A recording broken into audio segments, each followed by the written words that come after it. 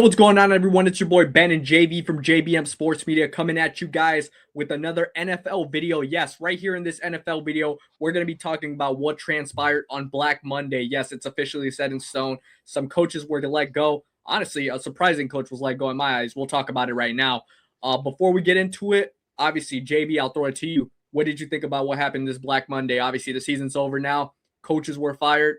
I mean, we'll go into the one that obviously I feel like the most. I mean, I wouldn't say surprising because yes, they were underwhelming again, but still, two-time coach of the year, Kevin Stefanski let go. What do you think about this one, JB? I was definitely surprised about Stefanski a little bit. I thought he would have a little bit more of a rope to hang on to when it came to his job. Now that it looks like Sanders, maybe the quarterback moving forward there, they looked a little bit better as a team the last 3 or 4 weeks. But I obviously guess not. It's wraps for Stefanski in Cleveland. He was 45-56. He was 1-2 in the postseason. This guy was coming off, like you said, coach of the year a few times, and in 2023 they were 11-6 and in the playoffs, and it looked like they were on the up and up. In the last 2 seasons, they've won 8 games, so it just Yeah. hasn't been it hasn't been pretty in the last 2 years. But yeah, it definitely was surprising. I thought maybe he'd get another year or two to prove himself, maybe try to get this team over the hump. But I guess it's a new coach will be taking over in Cleveland.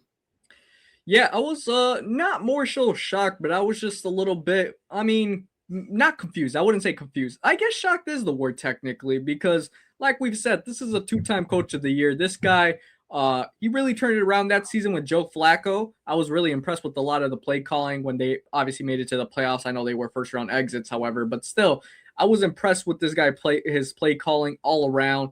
I think now he's probably the mostly highly coveted at the moment because, like I said, there's coaches in the hot seat at the moment. But he right now is the most coveted head coach that's out on the market, in my opinion. I don't know if you disagree, but Oh no, absolutely. I think I would say him and maybe obviously maybe a Pete Carroll would be another guy because he's got some veteran presence behind him, and he's been a winner in this league. I know it's been obviously it was a terrible 1 year with the Raiders, and we'll get into that a little bit. But yeah, I would say Stefanski just for with his offensive mind and how he could control an offense. I think, and I think he overall was a pretty good head coach in Cleveland for all the things that he's had to deal with the Watson mess.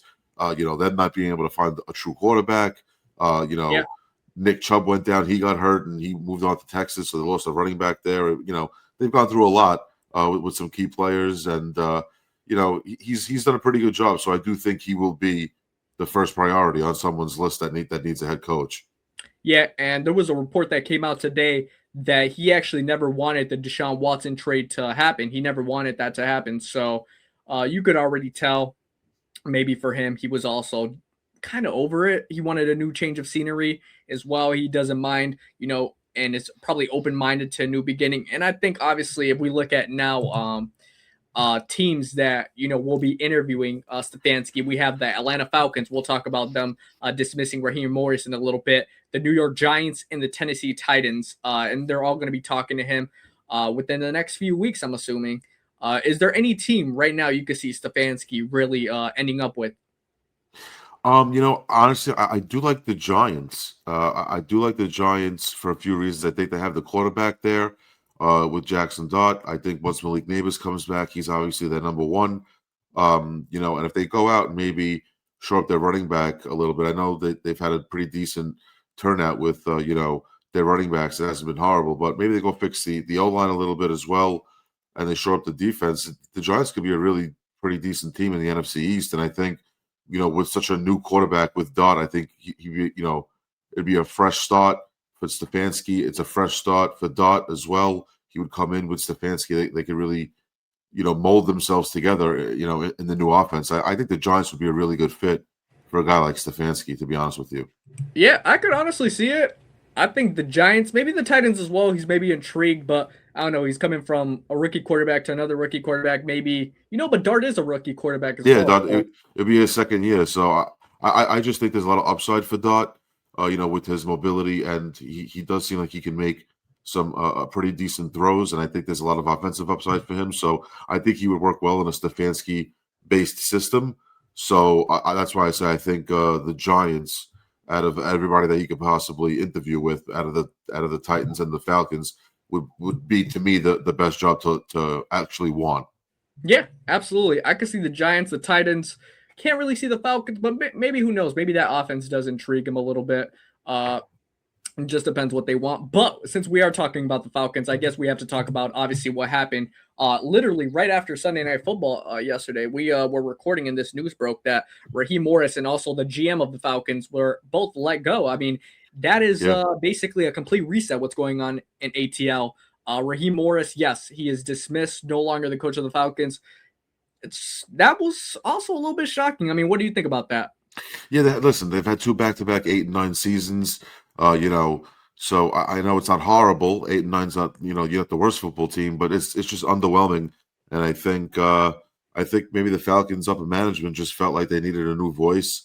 Morris has an extensive football resume. This guy's definitely he's been there and done that. He's been behind some championship teams as well. Noted with the Rams, he was their defensive coordinator, and the Rams defensive backs and all their players had said that he was such a key integral part to why that defense was so good. So he knows what he's doing, and I think they really started to catch fire at the end of the season when they made the change to Cousins. I thought the offense looked better. I thought Bijan Robinson looked better. I thought Kyle Pitts even looked a lot better. They just looked like they were a more free flowing offense, and now they get rid of him. It was kind of that was a little bit shocking too. I really didn't see Morris getting fired. I thought maybe he was on his last rope there in Atlanta, maybe another year or two, but it looks like they're going to go in a different direction as well. Stefanski obviously interviewing there would be a nice fit as well because their offense looks like they could be high powered. It just seems to me, what are they going to do at quarterback? Are they going to continue to go with Cousins, or is Michael Penix going to be in their future? So it's going to be interesting to see how the Falcons pivot with their head coaching change. Yeah, it's that's one that I guess I understand why the GM got fired. I mean, he obviously took I definitely could see that Cousins the contract beforehand. That was a little bit, confusing, and that was not a good move. Penix, obviously, it's to be determined, but he's. I guess Arthur. Do you think Arthur Blank? Do you think Arthur Blank signed off on just a fresh start? Like, let's just get rid of anybody. Most likely. I mean, like I was talking about the GM. I think how people were trying to capture the videos on draft night, him trying to defend the Penix. Yes, I remember that. Yeah. Blank, and at that point, the rift had already begun. And the fact that Penix is injury prone, and you could see he went down again with the partially torn ACL, another injury for Penix. So we already know that was probably in the back of Blank's mind. So it's the truth. And maybe he just wanted the complete reset. Morris is out. There was a report that came out today, though, that the Titans are expected later on this week to interview Raheem Morris for the head coaching job. I actually would like that for him. I think him and Cam Ward, that could be fun. I wouldn't mind that. I think this guy does deserve another coaching job. Was it underwhelming 2 8-9 seasons? Yeah, absolutely. But could have been worse. Could have been in a position where, he was absolutely 4 wins, 5 wins. But he turned it around late. Unfortunately, it wasn't enough. And, he got let go. But the Falcons now are in a very interesting position. Where do they look at? Do they look at Stefanski? Do they look at a guy like maybe Mike McCarthy? Do they look at a guy maybe like I don't know. I don't know where else they look at. Maybe internally they have something in mind. I'm not sure. I definitely do think they need to go a little more offensive minded just to work, get a quarterback where they could, open up the playbook a little bit and be a little bit more aggressive, because I do think Atlanta's issue as well was not being aggressive downfield. They never had the big play, and that's, they have Drake London. It's not like they don't have anybody that can make a big play. I think they just need to, find a quarterback that they can trust a little bit more. Yeah, absolutely. You're right. All right, let's go on to another one that happened today in the morning, and that is the Cardinals firing Jonathan Gannon. He closed this season with 9 straight losses, losing his job. Yeah, the Cardinals GM, Monty Ossenfort, will be the guy that's going to be in charge and searching for this new head coach for the Cardinals. In my opinion, I think the Cardinals should do a complete reset, other than GM, obviously. A complete reset. Yeah. I think quarterback-wise, reset. I agree. Yeah, I mean, this guy Gannon was very underwhelming. I mean, there was a moment where I think it was this season or last season, I'm not sure, where he actually hit one of the players. I think it was Budda Baker. No, it was the running back, Demarcado. It was a running back. He hit him, and then he apologized afterwards. I mean, this guy, he looked lost out there. I mean, I don't know what to tell you. I'm actually, Yeah, it's I pretty was crazy. certain, I was certain he was gonna get canned. If I could be real. Oh no, yeah. I mean, enough enough. They went 4-13 in his first year, and then last year they go 8-9. So he doubled his win total, and you're thinking, all right, maybe they're onto something. Maybe they're starting to buy into the system there, and then he completely shits the bed for all intents and Yeah, he purposes. I did. mean, He they, did. they He go really 3 and did. 14, and like you said, they lost the last 2 months of the year. They didn't win a football game, and it looks like it's basically the end is near for Kyler Murray at this point. I'm not too sure how you bring him back, or if he even wants to be back in that system. But maybe with a new head coach, maybe there's some convincing where they could keep him on, and maybe the new coach would want to work with him. But it's going to be interesting to see what Arizona does, because it's just been a putrid brand of football the last 2.5 months for that organization. Yeah, I'm not saying he can't find an OC job out there or something else. He probably will. But as a head coach, I mean, very horrendous tenure for the Cardinals. This guy. Yeah, this final year was just brutal enough to where I think he'd have to earn his way back into Yeah, an he's not HC, getting nothing right now. yeah, a head coach position. He's gonna have to earn that back. And yeah, it's true. Like I feel like in that situation with Kyler Murray at the moment, I know they had 9 straight losses. He got injured. I get that. But you have to understand, even when Kyler Murray's out there, the offense really didn't look the best. It No, just it was bad. didn't, It was you know? brutal. It was brutal. So maybe a whole reset's coming where Kyler does get traded. I think that's what's possibly going to happen. I think they're going to open the trade talks for Kyler Murray. His contract is what's making it hard. I'm assuming because that's a huge contract. He's still, I think he has maybe 3 years left, 4 years Hmm. left. I'm not 100% sure. Don't quote me on it, but that's going to be difficult trying to trade a guy like that. Uh, maybe your Jets are interested in a guy like that. Or, Oh no, it's come on. You I you mean, know you he's know how not I a bad feel about it. quarterback, though. Let's be honest. I'm not saying he's a bad quarterback, but he's not a winning quarterback or a consistently Yeah, healthy that's true. quarterback. He He he gets misses injured a eight. lot.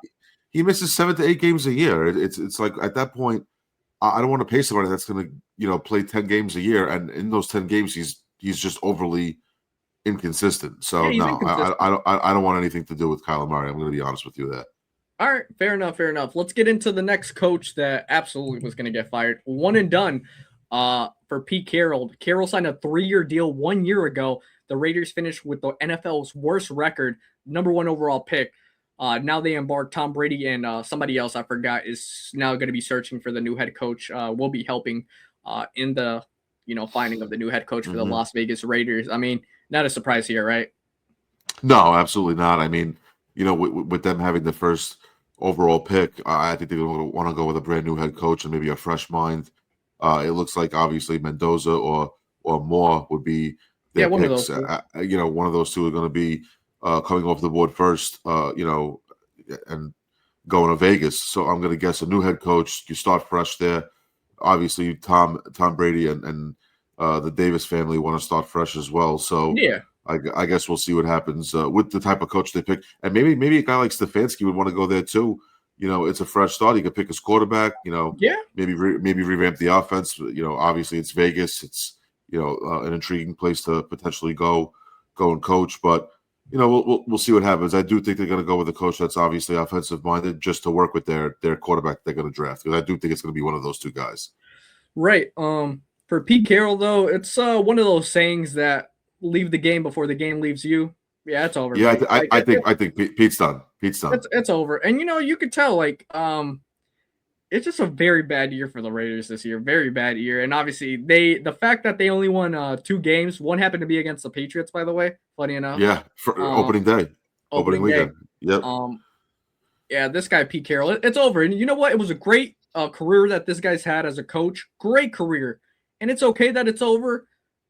Respectfully, he might get front office position somewhere, maybe like a big time like front office executive position, or Yeah. something he adapts. Coaching wise, it's over, buddy. Those schemes weren't working. The play calling wasn't working. Everything was ass about Pete Carroll's tenure with the Raiders. Horrible, putrid, horrible.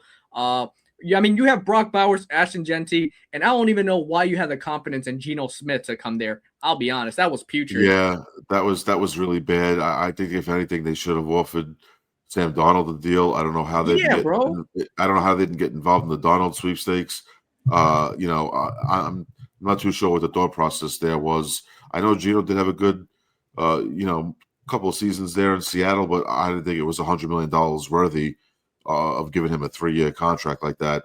And I think if they would have got Donald, it would have been a different ball game. But I'm not too sure. Maybe they did offer him a contract, and it was and Sam denied it. But I just thought out of those two, he was the better quarterback, and I was just surprised that they went that route. Yeah, I agree with you. Let's look at a coach that, I mean, a little bit surprising in my opinion, that stayed or didn't lose his job. That's Zach Taylor. I mean, this guy, I know the players were advocating for him, Burrow, Chamar, like they didn't mind for him staying, but this is one I felt like should have been fired. Like, no offense, but I'm not a fan of him at all. I think what saved him is the fact that Burrow was hurt. I think they're going to say, you know what, we look better on offense when Burrow came back. Let's try to run it back and maybe fix the defense, because that's the biggest problem there is the defense. And if they could fix the defense just to get it even 50% better than what it is now, they'll be a playoff team in my eyes, I think. But, I think he's on his last rope, though. He is. Do think Absolutely. Taylor is definitely on his last rope. I think 2026 is definitely going to be his final season there, depending on how well he does. I think he's got to make the playoffs. If they don't make the playoffs, he's cooked. So, if he gets in, he probably saves his job. But if not, I think that'll be it for him there. Yeah, and a little rant about Taylor during the press conference, yesterday after the game, after their loss against the Browns. Yes, they lost. When Myles Garrett got the sack record and they stopped the game to celebrate, he had said in the press conference, quote unquote, we're out there playing for our lives. What the fuck are you playing for at that point? And you have problem with Myles Garrett getting the sack record and being celebrated? Do you remember what they did for Drew Brees when he got the passing record and everything like that? They stopped the game. They had it on the Jumbotron and everything. And you're saying we're playing for our lives? What in the fuck are you playing for? I mean, you have to be an absolute clown. I don't understand. Shit like that. And the fact that you're going to get mad at an opposing guy who just broke a record, like a record that's so hard to attain in this league, you got to give the guy props. What do you expect him to do? Just go to the sideline and not, acknowledge the fact that he's now the new sack king? I mean, this guy's a generational talent. We're talking about Myles Garrett, and he should be praised for doing what he did. The guy's been a beast ever since he stepped onto the field for the Cleveland Browns. And could you imagine if he was on a winning team? Forget it. We can get into that another day, but he should have been praised, and shame on Taylor for that take. That's just brutal. Maybe have your offensive line play a little better and protect your quarterback better if you didn't want him to get sacked and go nuts on your field like that. Yeah, we're playing for our lives. What is that? That is horrible. What are you playing for? What are you playing for? That was horrible. I mean, that's a fireable take alone. I mean, that's a fireable offense alone, that statement. But hey, he has 1 year to prove it. Like you said, if they don't make the playoffs, or let's say maybe their first round exit in the playoffs next year, cooked, over. You got this Burrow's over there contemplating whether he wants to keep going or not. Think about it like that. And like I said, the only reason why Taylor to me is hanging on a thread is that Burrow was hurt this year for the majority of the season, and that this man literally took this team to the Super Bowl and was able to navigate through that tough AFC, conference. And I think that's what they're leaning on. They're leaning on if they could fix the defense and give this guy one more shot, they'll be okay with that. But I do think it's one more shot for Taylor. I don't see how this guy stays there long term if they don't get to the playoffs. Yeah, like I said, I just wasn't a fan of those comments at all. I thought it was kind of disgraceful, to be honest, because he said we're playing for our lives. It's bitter. It's bitter. It's ignorant. It just shows. Yeah, man. It just shows no class there, really. Honestly. No class whatsoever. But we'll continue talking about right here. These are the coaches, all of them, that were let go, if not during the season, on Black Monday. Brian Daboll, Brian Callahan, Raheem Morris, Kevin Stefanski, Pete Carroll, and Jonathan Gannon. When you look at all these positions that are now open, can you see any of them filled up fairly quickly? Do you think there's going to be a team that, immediately has a guy in mind or anything like that? I do think Raheem Morris gets another shot. Obviously, I think Stefanski is a shoe-in anywhere. And like I do think Daboll may get an interview, but I do think Daboll is going to come back as an OC. Yeah, I think he's more successful as an OC, and I think maybe to build him back up, maybe in a future coaching search, Daboll could re-enter the coaching search if he's successful as an OC. But I think he's going to go back as an OC. Brian Callahan, to me, is not going to get another job as a head coach. He may have to take a coordinator position as well. And Pete Carroll, I think, we agree that he's probably one and done with the Raiders, obviously, and that he maybe takes a managerial role, like, administrative type role as an executive. And Gannon, I think, is going to have to take a DC or an OC job as well. I think he was a DC for the Colts a few years back before taking this job with Arizona. So, I think he'd have to get back into the league as a coordinator as well. So, like I said, I do think a few names on this list do get hired as a head coach, and the rest will be OCs or DCs. Fair enough. Fair enough. Real quick before we do exit out and close it out more so, who do you have on the hot seat? Who do you have or looking at, like, in this current landscape that hasn't been fired yet, or maybe could be a one and done in the playoffs or something like that? So the two biggest guys for me is John Harbaugh from Baltimore and Todd Bowles. I think, with Todd Bowles, with the way that Bucs team played the last 8 to 9 weeks was absolutely putrid. I think this is a Todd Bowles mantra. I think, in the final years of his tenure with most teams, like this happened with the Jets as well, they started off great and then they just trended downward. And now this is what's happening with Bowles in Tampa Bay. They were really good the last 2 years, and this year they weren't. And it seems to be that this could be how it's going to go. So I do think that these two teams are going to really sit down and figure out if they need to make a coaching change. Harbaugh's been there a very long time. He's been there the whole time that Lamar Jackson's been there, and even before that, obviously. So Harbaugh's been there a while, and I think maybe Baltimore needs to take a long look in that room and see if they need a new change, a new voice. And obviously, I think Todd Bowles is close to getting fired. I wouldn't be surprised if Tampa Bay decided to go a new route as well. So I think those two guys are on the hot seat. I think for me, the one that I'm looking at right now, you mentioned John Harbaugh. I mean, look, after I know just a one missed field goal away of passing on and getting back to the playoffs, but still, I feel like there might be that moment in time where the Ravens front office understands that we've had this guy, we love this guy deep down, but it's time for a change. And I think that could be 100% possible. Let's bring in Lamar, a new head coach, maybe a more offensive-minded guru that, you know what? I would really like a guy like Stefanski. I don't know if he would do the crossover from Browns to Ravens, but offensive-minded head coach like Stefanski, I think would be perfect for Baltimore in that system. I really would like that. But even a Mike McCarthy, I think, would make sense to an extent. Somebody like that, I just don't know if I see Harbaugh coming back for the Ravens. I got to be honest. I don't see it. Yeah.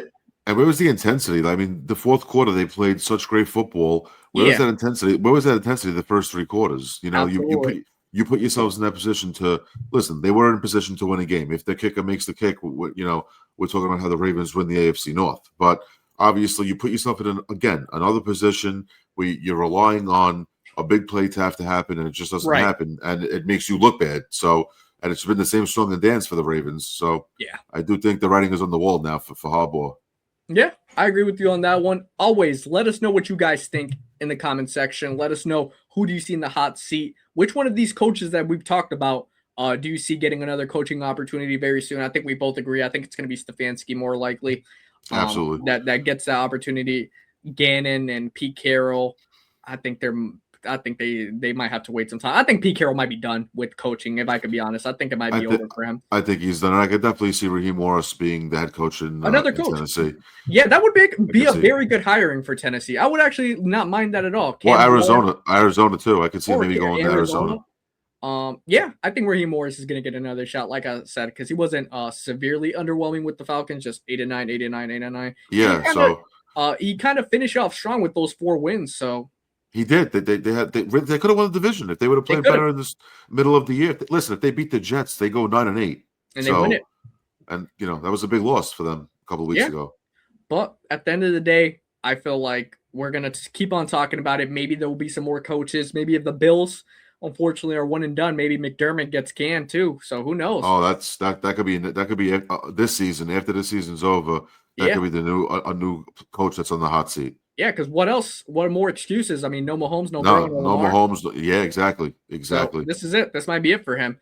And the EFC, I mean, I guess people are talking about Tomlin, but I don't think he wants to leave. Maybe he does. Who knows? That guy's just like pick and choose him. Like it's whatever he wants. if they're one and done in the playoffs, Pittsburgh, I think maybe they'll sit down and say, "Hey, listen, where do you see yourself?" And Yeah, then exactly. maybe Tomlin says the same thing. Hey, where do you guys see yourself going and moving forward with the organization? Do you want a new voice, or is this something that you think you want to let me keep doing? But that'll be interesting too. If Tomlin becomes one of those coaches that is available, that's going to be a really interesting off season, because now you have a couple of head coaches out there that you could really try to get their services. And to be fair, I know if there's any Packers fans that watch this and they're all like, "Oh, why aren't we talking about Matt LaFleur?" I think Matt LaFleur to me is like one of those that, yes, there's been a lot of injuries, and I've never been a complete, like, 100% fan of his play calling. I think sometimes he's a little bit too conservative with Jay Love, but I will say this: the fact that he hasn't been extended by Ed Policy yet makes me think if the Packers are one and done in the playoffs, they're going to have a situation where they're going to have to talk with him, and they're going to have to talk like, look, either you're going to get extended and it's not going to be exactly what you want, more so financially, in this extension, because look, we haven't, if it wasn't for the 7 seed, we wouldn't have been in the playoffs the last 3 years. I mean, realistically speaking. And we Yeah, haven't won the division. if you lose to a rival now in Chicago, it puts a little bit more under that's going to sting too. It's going to sting too, and policy is going to look at him and say, "Hey, listen, your first round exit to Chicago." I think at the end of the day, what helps him is the injuries that the Packers have sustained defensively and to an extent offensively as well. True. Look, I think it'd be okay if we extend him. I wouldn't mind that whatsoever. If they do feel like it's time for a change of scenery, I would support them. And hopefully a guy like Stefanski's still available at that point in time, because I would actually really like him with Jordan Love. But we'll see. So Packers is a coach that to have in mind as well. McDermott, if they get first rounded. Yeah, I think that's pretty much it. I mean, those are all the ones I have in mind at the moment. Aaron Glenn, fortunately enough for you, JV, is going to be staying with the Jets another year. I saw his job is safe. So congrats. And listen, it's understandable. I get it. Me personally, I don't know if the vision that he has is something that's going to be sustainable. Because I think it starts with the owner as well. With obviously Woody Johnson at the helm, I think he has to sell this organization, but I can get into that another time. But I'm praying for Aaron Glenn. I really am, because this was just a future job at head coach. Yeah, and it wasn't like they were losing games by 1 or 2 possessions. They were getting blown out almost every week. It just didn't look pretty. It didn't look like they had a cohesive plan. So I don't know. It's going to be interesting to see what the Jets do in the 2 slot. Obviously, they're going to get a quarterback, so we'll see what happens there. Well, yeah, we'll see. As always, let us know what you guys think in the comment section. Make sure to subscribe to JBM Sports Media here on YouTube. Make sure to follow us on TikTok and IG. Until the next one, we'll see you guys later. Peace.